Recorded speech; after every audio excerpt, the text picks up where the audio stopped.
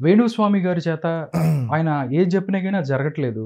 ఆయనేమో మీ అధ్యక్షుడు ఎవరైతే ఉన్నారో ఆయన సీఎం కాబోతున్నాడని మాట్లాడుతున్నారు. మీరు రీసెంట్‌గా కూడా నిన్న చేశారు. ఏంటి సార్ పరిస్థితి? ఆయన వేణుస్వామి గారు చెప్పారంటే డెఫినెట్‌లీ జరగదు అని అనుకుంటున్నారు జనాలు.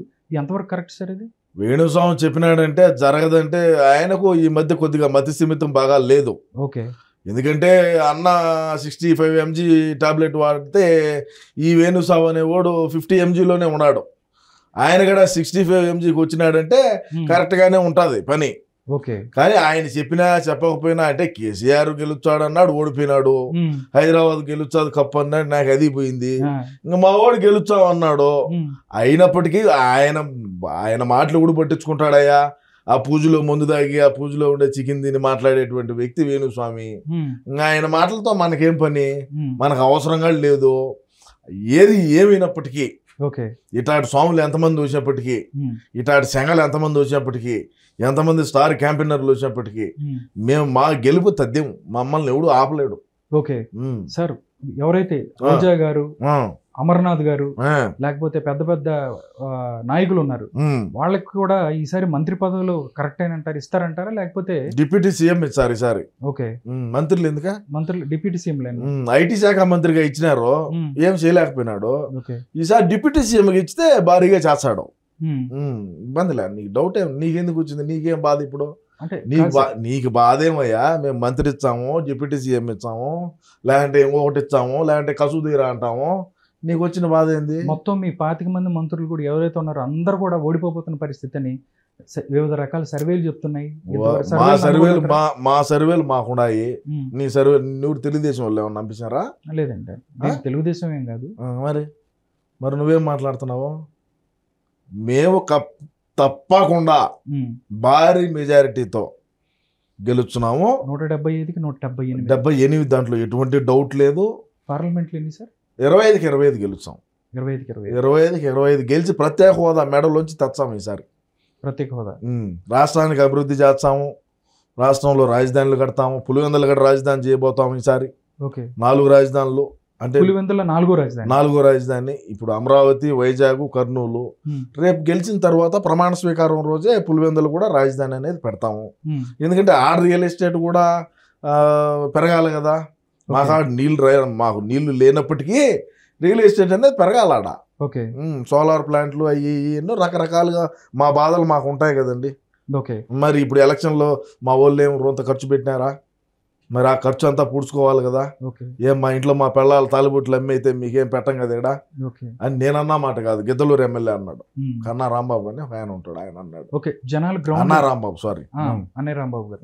సార్, గ్రౌండ్ లెవెల్లో ప్రజలు అనుకున్న మాట అసలు మీ అధ్యక్షుడు లండన్ నుంచి రాడు, అక్కడే సెటిల్ అయిపోతాడు అన్నట్టు అని కొద్దిగా ట్రీట్మెంట్ తీసుకున్నదాన్ని పోయినాడయ్యా.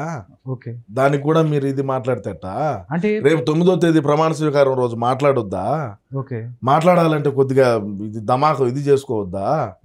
మరి ఫ్రెష్ చేసుకునేదానికి పోయినాడు. సైకాలజిస్ట్ అలాగా కలుస్తున్నారా? ఏమన్నా మీకు ఇన్ఫర్మేషన్ ఉందా? అది వేరే డాక్టర్, ఆయన ఎవరిని చూడడు, ఒక మా అన్ననే చూస్తాడు, ఇంకెవరిని చూసేది కట్లే. ఆ ఫ్లోర్ అంతా కూడా మా ఓడే ఉంటాడు. అది కథ. ఆ విధంగా ఉంటారు. 11 లక్షలు గంటకు పెట్టి ఫ్లైట్ వేసుకొని పోయి నా కొడుకులు ఒక ఫ్లోర్ పెట్టుకొని ఆడ డాక్టర్ని పెట్టుకొని చూపించుకోలేమా? ఏమయ్యా మాట్లాడతావు? సార్, తెలుగుదేశం పార్టీ అత్యధిక స్థానాల్లో గెలవబోతుందని చెప్పి దగ్గరగా 20 సర్వేల దాకా చెప్తుంది.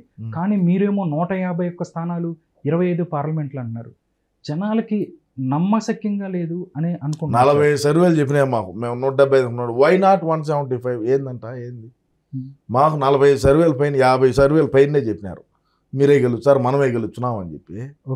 మరి ఇంకేందంట సార్? నార్మల్గా జనాలు ఎవరైతే ఉన్నారో మొన్న 85% ఓటింగ్ దగ్గర 82% ఓట్ షేర్ వచ్చింది సార్. అందరూ ఓట్లు వేశారు. వైఎస్ఆర్ కాంగ్రెస్ పార్టీని ఎవరైతే కసితో వాళ్ళకు వ్యతిరేకంగా ఓటు వేశారు, అందుకే అంత పర్సెంటేజ్ వచ్చింది అని అనుకుంటున్నారు సార్. యాడేశారు కసితో ఓటు? ఎవరికి వేసారు? టీడీపీకి వేసారు అంటున్నారు సార్. ఎవరు?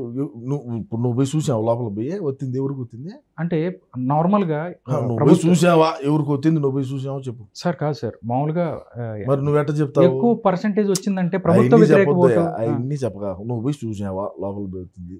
నీ ఓటు నువ్వు వేసావా? నీ ఓటు నువ్వు వేస్తే నీకు తెలుస్తుంది ఎవరికి వేసింది.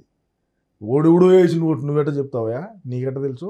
రేపు రిజల్ట్ రోజు చూడు, రేపు రిజల్ట్ రోజు చూడు, 15 నిమిషాలకి అర్థమైపోతుంది ఏంది సీన్ అనేది.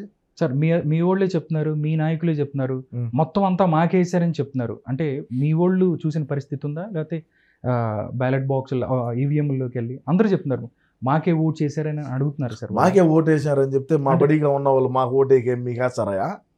ఏమి ఇచ్చారని మీ వాళ్ళకి ఓటు? మేము ఇచ్చేది మేము ఇచ్చాము. ఈ చేతిలో ఒకటి పెడతాము, ఈ చేతిలో ఒకటి పెడతాము, రేపు వచ్చినాక పెట్టేది పెడతాము. ఏమవుతుంది ఇప్పుడు ఆంధ్రప్రదేశ్లో? ఇప్పుడు నేను ఒకటి చెప్తానయ్యా, ఒకటి ఇన్ను బాగా.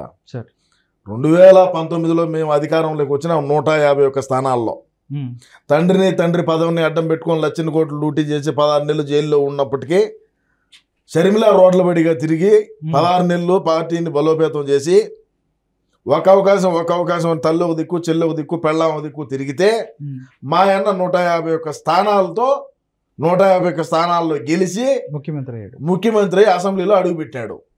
అటువంటిది ఈరోజు మా అన్నే ముఖ్యమంత్రిగా ఉన్నప్పుడు 175కు 175 ఎందుకు గెలవకూడదు? దీనికి చెప్పు నాకు. మేమేమి అభివృద్ధి చేయనప్పటికీ, మేము ఏ పరిశ్రమలు తేనప్పటికీ, ఉన్న పరిశ్రమలు తరిగినప్పటికీ, పోలవరం కట్టినప్పటికీ, జాబ్ క్యాలెండర్ అయినప్పటికీ, ఏమి చేయనప్పటికీ కూడా ప్రజలు మాకే ఓట్లేస్తారు, మమ్మల్ని మళ్ళా గెలిపించారు. 30 సంవత్సరాల పాటు మా అన్నే అధికారంలో ఉంటాడు. రాష్ట్రాన్ని పక్క రాష్ట్రానికి అమ్మైనా సరే రాజధాని కడతాడు. ఇది రాసి పెట్టుకో. 2024లో గెలిచిన తర్వాత మన రాష్ట్రం ఇప్పుడు ఆల్రెడీ సచివాలయం తాకడ పెట్టినాడు. ప్రభుత్వ భూములు ఉన్నాయి. రాష్ట్రంలో ఉండేటువంటి ప్రజల ఆస్తుల మీద కూడా మా ఆయన బొమ్మ వేసుకున్నాడు. సర్వ హక్కులు మాకే ఉండేట్టుగా చేసుకున్నాడు. వీటిని నమ్ముతాం, వీటిని నమ్మి రాజధాని కడతాము, వీటిని నమ్మి రాష్ట్రాన్ని అభివృద్ధి చేస్తాము, వీటిని నమ్మి పోలవరం కడతాము. ఏంటంటే ఏమవుతుంది? ప్రజల కోసమే కదా మా అన్న అహర్నెస్ లో కష్టపడుతుంది. తాడేపల్లి ప్యాలెస్ లోంచి బయటికి రానప్పటికీ, కొంపలోంచి బయటికి రానప్పటికీ కూడా ప్రజల కోసమే కష్టపడుతున్నాడు కదా సార్. 2019లో కూడా మీరు చాలా హామీలు ఇచ్చారు. మీ అధినాయకుడు 730 ఇచ్చినా, 1, 2 కాదు, ఒకటి కూడా చేయలేదని ప్రజలు అనుకుంటున్నారు. 3 చేసాం సాల్దా. ఏం చేశారు సార్? 3 చేసాం సాల్దా అంట. 3 రాజధానులు చేశారా? మరి ఇంకేం కావాలా? ఓకే, రాష్ట్రం అభివృద్ధి కాలేదంటే ఇంకెంతకన్నా ఇంకేం అభివృద్ధి కావాలయ్యా? సార్ పిల్లలకి ఉద్యోగాలు లేక రోడ్డు మీద పడుతున్న పరిస్థితి అడక్కతేను మనం సార్ మీరే ఉద్యోగాలు ఇస్తాము, జాబ్ క్యాలెండర్ విడుదల చేస్తాం ఇచ్చినాం. 2500 ఉద్యోగాలు, 2,50,000 ఉద్యోగాలు ఇచ్చినాం. వాలంటీర్లు సరిపోవా? ఇంకేం కావాలా? 5,000 జీతం ఊర్లో ఉండేవాడికి 5,000 సరిపోదా? పల్లెల్లో ఉండేవాడికి 5,000 సరిపోదేమయ్యా? సార్ 2019లో చాలా చేశారు. 2024లో కూడా ప్రజలు ఎవరైతే ఉన్నారో వాళ్ళని కనీసం ఓటేసుకునే పరిస్థితి కూడా లేకుండా చేసి, దౌర్జన్యం చేసి ఈవీఎంలు పగలగొట్టిన పరిస్థితి మీ పార్టీ వాళ్ళు. ప్రజలు ఇవన్నీ చూస్తున్నారు. ఏదైనా ఓటు మీకు వేయాలంటే ఎందుకు చెప్తారు సార్? ఇవన్నీ దౌర్జన్యాలు చేస్తే ఎలా ఓటేస్తారని మీరు అనుకుంటున్నారు? ఖచ్చితంగా వేస్తారు. 1-2 వార్డుల్లో వేయకుండా ఉంటే మిగతా వార్డులు లేరా? ఇప్పుడు 1 వార్డు 2 వార్డుల్లో ఏదో ఈవీఎం పగల కొట్టినాడు, ఆడ మాకు ఓటింగ్ శాతం తక్కువ వచ్చింది, కూటమికి ఎక్కువ ఓట్లు వేసారంటే మింగలేవా? నియోజకవర్గంలో ఆ 2 బూతులేనా ఉండేది? పంచాయతీలో ఆ 2 బూతులేనా ఉండేది? ఎన్ని పంచాయతీలో ఎన్ని బూతులు ఉంటాయి? ఎన్ని ఈవీఎంలు ఉంటాయి?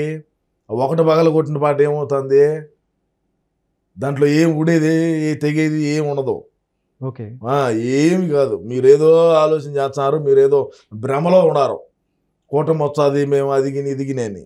ఖచ్చితంగా మా ఓడే గెలుస్తాడు, పులివెందుల రాజధాని చేస్తాడు.